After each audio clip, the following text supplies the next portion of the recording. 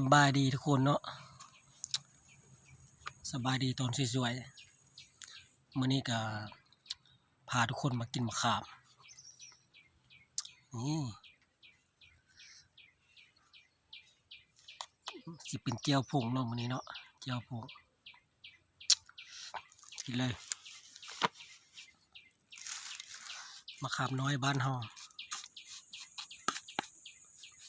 เริ่มเป็น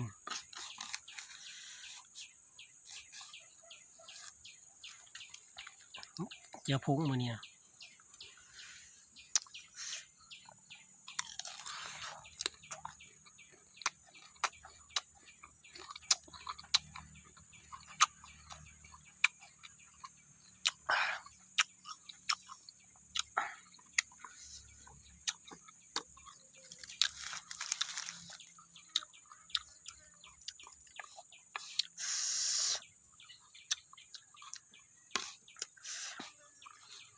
นั่งกับป้าอยู่ร่มมื้อนี้ครับบรรยากาศ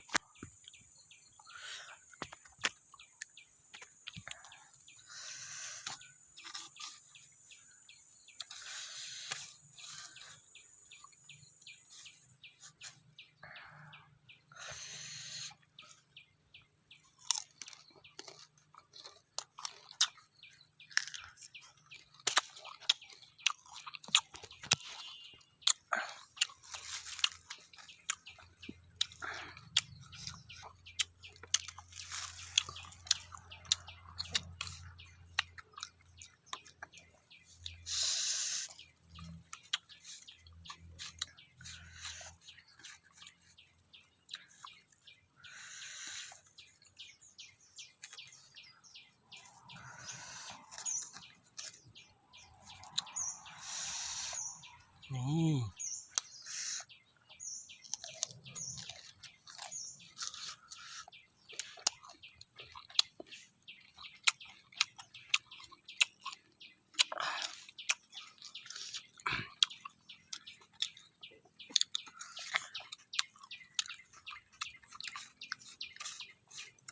สบายดีทุกคนที่เข้าเบิ้งนะ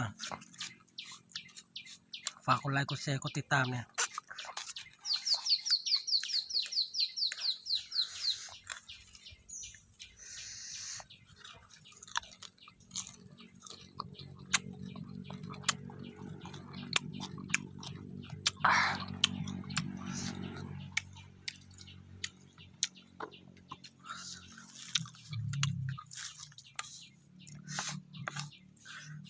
วันนี้ดูบ้านเนาะมันอ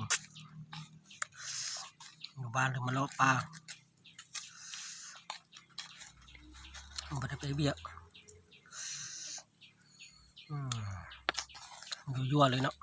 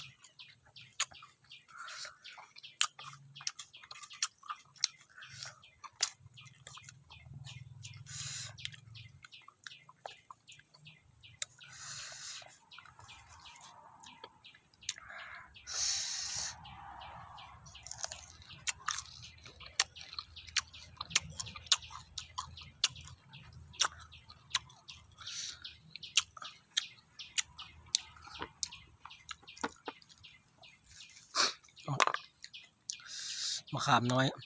เริ่มเป็น